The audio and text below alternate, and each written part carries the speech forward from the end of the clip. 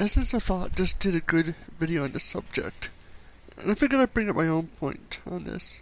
This is something that comes up a lot with apologetics. You see a problem with the Bible and you mention it, and the excuse is, well, that's a translation error for why there's two scriptures say different things. Or you have to read it in the original language to understand what it truly means. And yes, I sort of get this point, but as Essence of Thought points out, there's problems with this when you're talking about a God. A God should be able to have either it translate properly or use words and things that can translate properly. It don't have misunderstandings. Like if God really meant virgin, he might have used a word or had a word created that would better mean virgin rather than it could mean just young lady. It isn't necessarily virgin or something like that. Or that it wasn't just meaning young lady.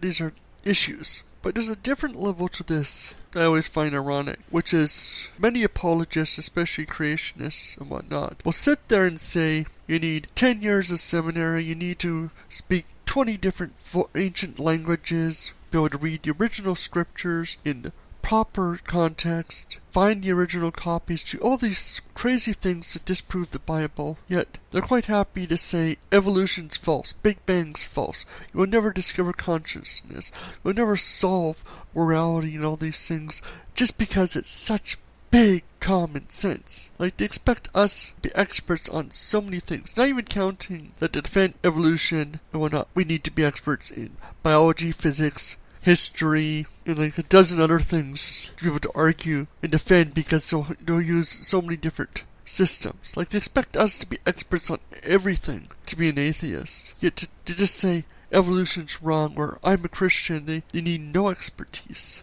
Many atheists know more about the subjects we're talking about than the people that are defending them. Yet they'll say we're the ones that need to be experts. And it's kind of frustrating. It's just one of those things that's a bit of a pet peeve of mine. And as I've said before recently, just because something is possible doesn't mean it's plausible. Is it possible it's a translation error? Sure. But give a reason to think it's a translation error. Show your actual work on this. And I see this a lot, where someone will say that this word didn't mean that originally. That slave meant more indentured servant.